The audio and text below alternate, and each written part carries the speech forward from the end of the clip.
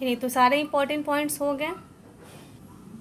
जो भी इस वीडियो में आपको जो भी नोट्स बताए गए हैं वो आप अच्छे से लर्न कर लीजिएगा, और अगर आप चाहते हैं तो इसको अपनी कॉपी में अच्छी हैंडराइटिंग में नोट्स भी कर लीजिएगा, ठीक है, नोट करते जाइएगा, ठीक है।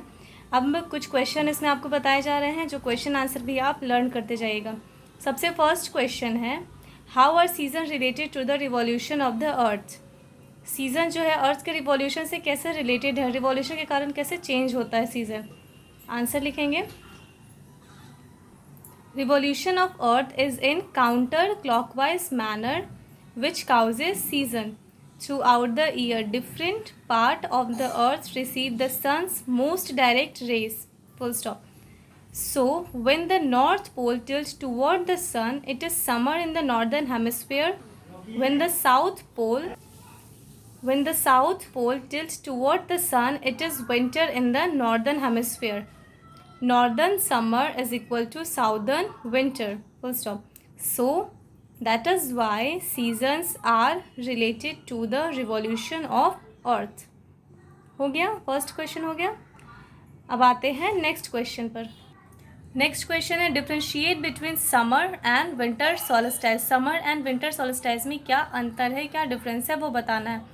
तो जैसे डिफ्रेंशिएट किया जाता है, एक साइड में समर सोल्स्टिस लिख लीजिए एंड दूसरे साइड में विंटर सोल्स्टिस, और बीच में एक लाइन ड्रॉ करना है, ठीक है। तो पहले समर सोल्स्टिस का लिख लेते हैं, 2 पॉइंट है, सॉरी 3 पॉइंट्स है। Point 1, the summer solstice occur on 21 June in the northern hemisphere. Summer solstice जो है ये नॉर्दर्न हेमिस्फीयर में 21 जून को होता है। On summer solstice, the axis of the earth is tilted toward the sun, hence it is summer in the northern hemisphere. Summer solstice के दिन अर्थ का जो एक्सिस है वो सन की ओर झुका हुआ होता है, इसलिए नॉर्दर्न हेमिस्फीयर में समर सीजन होता है। स्टार्टिंग में बताया है कि जिस साइड अर्थ का जो पार्ट सन की ओर ज़्यादा झुका हुआ होगा, टिल्टेड होगा, वहाँ पे सन का हीट डायरेक्ट पड़ेगा, हीट एंड लाइट, और उस पार्ट में समर सीजन होगा।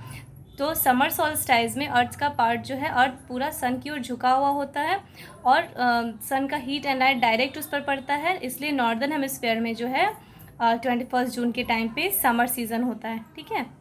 On summer solstice the day is longest. Summer solstice के दिन डे जो है लॉन्गेस्ट होता है, बड़ा होता है, ठीक है। अब आते हैं नेक्स्ट विंटर सोल्स्टिस पे। Winter solstice occur on 22 December in the northern hemisphere. Winter solstice जो है नॉर्दर्न हेमिस्फीयर में 22 दिसंबर को होता है। On winter solstice the axis is tilted away from the sun, so it is winter in the northern hemisphere. Winter solstice के दिन अर्थ का जो एक्सिस है, अर्थ जो है सन के से दूर होता है, अवे होता है, जिस कारण से सन का हीट एंड लाइट डायरेक्ट नहीं पड़ पाता है अर्थ पर, और इस कारण से जो है विंटर होता है, विंटर सीजन होता है नॉर्दर्न हेमिस्फीयर में। 22 दिसंबर को विंटर सीजन होता है, ठंड का मौसम होता है। तो मेन रीज़न यही है क्योंकि अर्थ जो है उस टाइम पे सन की ओर झुका हुआ नहीं होता है, टिल्टेड नहीं होता है, जिस कारण से सन का हीट एंड लाइट डायरेक्ट उस पर अर्थ पर नहीं पड़ पाता है, और विंटर सीजन होता है।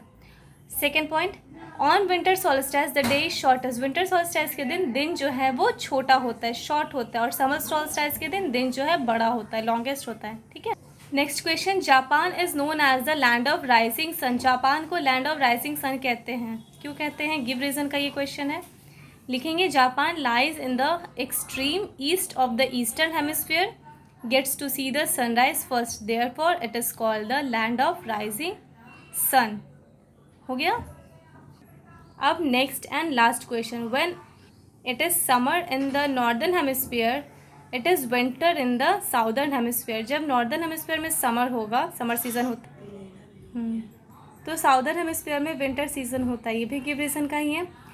आंसर लिखेंगे, when the northern hemisphere turns toward the sun, the southern hemisphere leans away from it, the northern hemisphere receive direct sun rays and has summer season. वही मेन रीज़न है, जब northern hemisphere में जो है summer season होता है मतलब, और साउदर्न हेमिस्फीयर में विंटर सीज़न होता है, क्योंकि नॉर्दर्न हेमिस्फीयर अर्थ का जो नॉर्दर्न पार्ट है वो सन की ओर पूरा झुका हुआ होता है, और वो सन का heat and light direct absorb करता है, डायरेक्ट उस पर पड़ती है, जिस कारण से नॉर्दर्न हेमिस्फीयर में समर होगा। और वही जब नॉर्दर्न हेमिस्फीयर में समर होगा तो उसके अपोजिट, जिस पार्ट में अर्थ का सन का डायरेक्ट हीट एंड लाइट पड़ रहा है, उसके अपोजिट वाले पार्ट में हीट एंड लाइट डायरेक्ट नहीं होगा, क्योंकि वो पार्ट जो है अर्थ का सन से दूर होगा, अवे होगा, जिस कारण से वहाँ पे विंटर सीजन होगा।